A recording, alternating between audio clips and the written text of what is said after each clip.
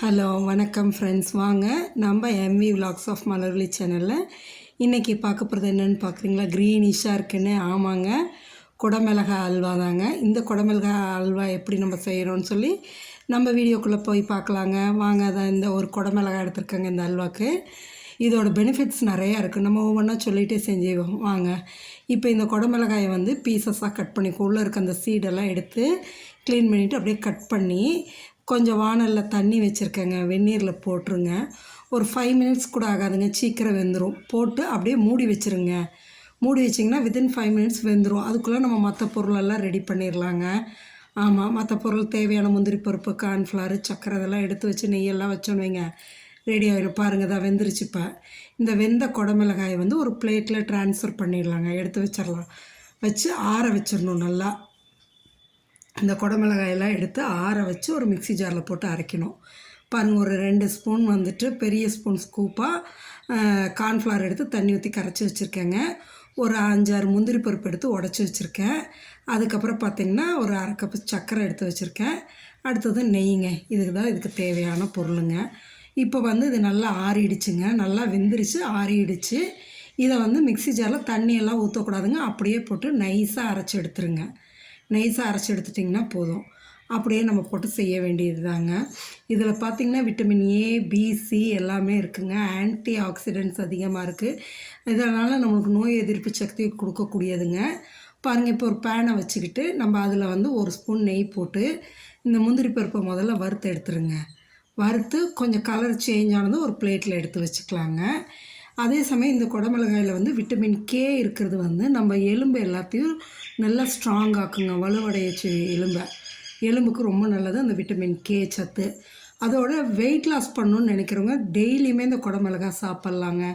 ஏன்னு கேட்டால் இந்த குடமிளகாயில் வந்து கலோரிஸ் ரொம்ப குறைவுங்க, கொழுப்பும் வந்து ரொம்ப குறைவு. கொழுப்பு சத்தும் கலோரியும் ரொம்ப குறைவாக இருக்குங்காட்டிக்கு டெய்லியுமே சாப்பிட்லாம். இப்போ இந்த முந்திரி பருப்பை எடுத்துகிட்டு அந்த நெய்யிலே வந்து நம்ம அரைச்சோம் இல்லையா குடமிளகாய் வெந்ததை, அந்த பல்ப் அப்படியே ஊற்றிக்கிங்க. ஊற்றி பொறுமையாக அந்த நெய்யிலே கிளறுங்க. கிளறிட்டே வரும்போது இந்த தண்ணியெல்லாம் சுண்டி, நம்ம தண்ணி ஊற்ற கிடையாது, அதில் உள்ளதே அப்படியே சுண்டி கெட்டியாக வரும்.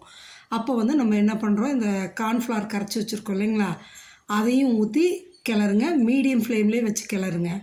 பார்த்தா கட்டி விழுகிற மாரி உங்களுக்கு தெரியும், ஆனால் கட்டியெல்லாம் விழுகாதுங்க. நீங்கள் அப்படியே கிளறி எடுக்கலாம். அவ்வளோ கலர்ஃபுல்லாக நல்லாயிருக்குங்க. இன்னொன்று மெயினான ஒன்று என்ன சொல்லலான்னா, இந்த பாருங்கள், இப்படியே நல்லா கிளறி எடுங்க. மீடியம் ஃப்ளேம்லேயே வச்சு கிளறிடுங்க. கெட்டியாக வந்ததும் நம்ம 1/2 கப்பு சர்க்கரை வச்சுருக்கோம் இல்லைங்களா, அதையும் எடுத்து போட்டு அப்படியே கிளறுங்க.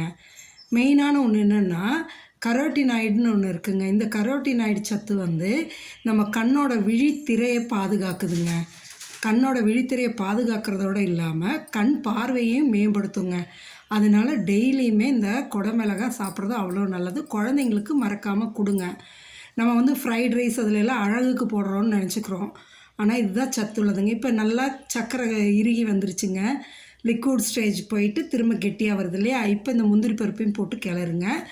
இதில் இப்போ ஒரு 2 ஸ்பூன் நெய் போட்டுக்கலாங்க. நல்லா நம்மளுக்கு கிட்டத்தட்ட பதம் நெருங்கி வந்துருச்சுங்க. இப்போ வந்து ஒரு 2 ஸ்பூன் நெய் போட்டு நல்லா கிளறுங்க. கிளறிட்டிங்கன்னா இந்த நெய்யை இழுத்து திரும்ப நெய் வந்து பிரிஞ்சு வரும். அப்போ நம்ம எடுத்துடலாம். நம்மளுக்கு பதம் கரெக்டாக வந்துருச்சுன்னு அர்த்தங்க. ஸோ இதில் வந்து இந்த குடமிளகாயில் வந்து ஹை ஃபைபரும் இருக்குங்க. அதனால் முடிஞ்ச அளவு குடமிளகாய் சேர்த்துங்க. இது 3 கலரில் இருக்குது. எல்லோ கலர் இருக்குது, ரெட் இருக்குது, க்ரீன் இருக்குது. நம்ம க்ரீன் தான் எடுத்து செஞ்சிட்ருக்கோம் அதிகமாக. எல்லோவும் ரெட்டும் கிடைச்சாலும் மிஸ் பண்ணாமல் வாங்கி சாப்பிட்லாங்க. சரிங்க, குழந்தைங்களுக்கு இப்போ இருந்தே கொடுத்து பழக்கிடுங்க.